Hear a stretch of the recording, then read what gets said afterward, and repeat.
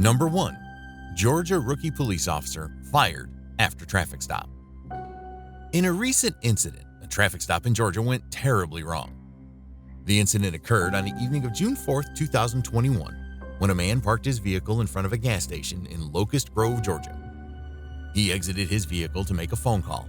After about 20 to 30 minutes, some police officers approached the man inquiring about his activities. I'm asking. We've been here how long? Probably 20 minutes? 30 minutes. 30 minutes? Yeah, You hadn't got any gas. You hadn't gone in and got any food. You parked at a gas pump. And I know the tank's not on this side. It's on the other side, right? No, I don't even take this stuff gas. So what are you doing? I'm just chilling. I don't want to go home. I can't sit in the parking lot. Because I live out here. The man told the officers that he lives nearby and that he was just hanging around. The officers, however, began to grow suspicious and told the man to show them some ID, but he seemed reluctant. Where you have some ID? Let me see your ID. Or is it in the car? It's on me, but what's the problem? Let me see your ID. You can make it super difficult, but you do have to give I'm just wondering why y'all... I've literally been on the phone just talking. I know. The officers accused the man of loitering. The state's definition of loitering is doing something not like the norm. Hanging out at the gas pump, not like the norm. You know what I'm saying? So we have to just want to get out. Now, if you to like take off and run as soon as you see us over here. But why would I do that? Well, so that's it. That would add to it, but you didn't. So it makes it look a lot better. Do you get what I'm saying? The man tried to explain to the officers that he comes to the gas station all the time and that he was planning to go inside, but he was having a conversation on the phone. The officers explained to the man that they came up to him because they saw him interacting with a suspicious individual. They also told him that this area is known for drug-related activity, which is why they were suspicious of him hanging around. We sat there for a while. We observed you. We were watching. Okay, this guy's not getting gas. He's not going in there. We're watching everybody come and go. So it already drew our attention. Then we saw somebody that we dealt with earlier with a whole bunch of drugs around here coming up to you. I'm like, okay. Right. So and they said, hey, I see your car everywhere because I live out here. They said we see your car SRT on the side. Hey, I said thank you. Which makes sense. And that's the reason why we came over here to introduce ourselves, dispel the alarm, make sure there's nothing nefarious going on. Now we're going to be about our way. The officers finally let the man go without arresting him. 3 days after this encounter, Officer Pitts was terminated from her position at the Locust Grove Police Department. It remains unclear whether the man filed a complaint or planned to pursue legal action against the officer and the police department. But what's truly shocking is that this isn't the first time Officer Nicole Pitts has been fired from her job as a law enforcement officer. Just a year before the Locust Grove incident, Officer Pitts served as a deputy at the Clayton County Sheriff's Office. In October 2020, she became involved in the arrest of a suspect, and that was it for her career in Clayton County, at least. According to reports, said suspect was already under handcuffs but was refusing to get inside the patrol vehicle. Clayton County Sheriff Victor Hill reported that at that moment, Officer Pitts grew agitated and pulled out her firearm. She put the weapon against the suspect's chin in an attempt to scare him into following orders. Another deputy at the scene later reported the incident to Sheriff Hill, and an internal investigation was launched immediately.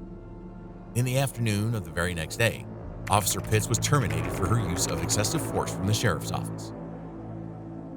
This whole story really calls into question the methods used by police departments for their hiring procedures. Was a background check even conducted before the city of Locust Grove decided to hire Officer Pitts to work for them? Or did they simply not care about her past history as an officer? Whatever the reasoning, though, as far as we're aware, Nicole Pitts is not serving as a law enforcement officer anymore. If you thought this whole incident was crazy, wait till you hear our next story, where a rookie cop arrests a man after nearly crashing into his car. Number 2, young female cop gets sued for wrongfully arresting man. A local man took a big step to seek justice after his arrest went viral. Demetrius Kern stood up against the Cleveland Heights Police Department and the officers who arrested him back in September 2022. Kern's encounter with a Cleveland Heights police officer, whom he accused of reckless driving, led to his arrest. But he fought back with a federal lawsuit filed on his behalf by attorneys Christopher Weiss and Thomas Burns on July 7, 2023. The incident occurred on September 22, 2022, when motorist Demetrius Kern was driving on Mayfield Road in Cleveland Heights, Ohio, and Officer Carly Lewis of the Cleveland Heights Police Department initiated a traffic stop on the vehicle in front of Mr. Kern's car. It almost resulted in a three-way collision. Mr. Kern pulled over behind Officer Lewis and the other vehicle she stopped to speak with her about her driving. I apologize. You almost ran me off the road. I initiated my lights and sirens. I didn't hear anything. What, was your music on? Because I had the lights and sirens on, sir. Yes, sir. You apologize. I apologize. You're wrong. He stopped abruptly. Okay, I'm not wrong. The argument escalated a bit. Things got heated when another officer, Sergeant Natalie Wolf, had gotten involved in the argument. If there's something wrong and you actually did it, all you say, my bad. And I did. I just said, keep going. I said my bad. I said I activated I initiated a traffic stop in a marked vehicle with lights and sirens. Right. If you didn't hear the sirens or see the lights, I mean, you called back up for your safety, but well, you don't pull up behind an officer on a traffic stop.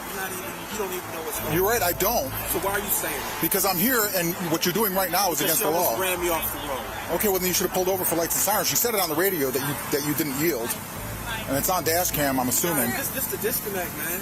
Sir, I'll tell you what, let her finish her business, and then we can sit down and talk like we're adults. good. I'm gonna let him go. Officer Lewis asked Mr. Kern for his ID, which Mr. Kern refuses to provide. Upon his persistent refusal to identify himself, the officers arrested Mr. Kern for obstruction. Sergeant Wolf instructed Officer Lewis to write Mr. Kern a citation for obstruction. Mr. Kern told Officer Lewis that they violated his rights. Listen, I don't feel like I need to give him a ticket for that. I'm cool with just. Okay, I mean, I'm cool with letting him go. I didn't understand. He's in handcuffs. And he's being a jerk. He obstructed. He refused to identify himself. I'm not going to sit out here and argue with somebody for an hour the legalities of it. He can come to court. Okay. So he gets a ticket for obstructing failure to identify himself. Officer Lewis tried to explain her position. However, Mr. Kern told her that saying that she was just following her boss's instructions is not good enough, since she should be able to differentiate between right and wrong herself. The lawsuit raised serious questions about the officer's behavior during the arrest. The lawsuit argued that the situation was unnecessarily escalated, and it alleged that race played a significant role in this unfortunate incident. The attorneys argued that Kern's constitutional rights were violated due to racial bias. Interestingly, the lawsuit went beyond just pointing fingers at individual officers. The attorneys filed what was known as a Monell claim, suggesting that there might have been system-wide issue within the city of Cleveland Heights. This meant they were holding the city itself accountable for potential problems within their police department. The city officials received the lawsuit and reviewed its contents. Their response was expected to be heard in due course. In response to the incident and the viral video, the mayor of Cleveland Heights took action and established a bureau within the department. This bureau aimed to handle citizen complaints and formalize accountability, which could help prevent such situations in the future. The attorneys argued that holding officers accountable was crucial to maintain public trust and to support those officers who genuinely upheld the Constitution. They believe that incidents like this could make it more dangerous for the good officers who faithfully perform their duties. If you want to watch more videos of young and inexperienced cops getting in trouble, then please subscribe to the channel.